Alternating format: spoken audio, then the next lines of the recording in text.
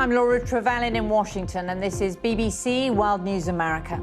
There's been no let-up in Russia's relentless bombardment of Ukrainian cities. One person was killed in a strike on a block of flats in Kyiv as Russian artillery targets the outskirts of the capital. Many were rescued. This is the nightmare for the city. More attacks like this, and of course, they're vulnerable to missile strikes. But Kyiv is big and it's sprawling, and the defenders have many advantages, which they're using. Devastating scenes in the besieged city of Mariupol, where over 2,000 civilians have now died. Those still trapped are without food, water and heat.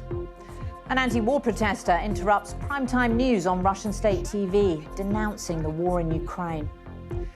US officials claim Russia has asked China for military and economic help.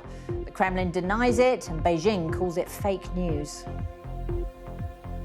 I'm Yalda Hakim on the ground in Lviv, 19 days into this conflict, and there are growing concerns the war could reach this city, which has been a refuge for thousands of those fleeing civilians.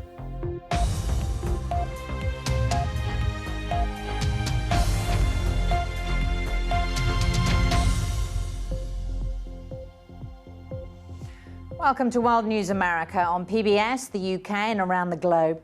Russia is shelling Ukrainian cities relentlessly as Russian forces close in on the capital Kyiv. Yet one of Vladimir Putin's closest allies said progress had been slower than expected. Negotiators from Russia and Ukraine met for another round of talks. They'll resume on Tuesday. A Russian airstrike on a block of flats in the north of Kyiv killed one person and injured at least 12. The shelling in some Ukrainian towns is so intense, the dead are being buried in mass graves. Other bodies are being left on the streets. My colleague Yalda Hakim is in Lviv in western Ukraine near the Polish border. And Yalda, 19 days into this war, it seems like there are scenes of devastation across Ukraine.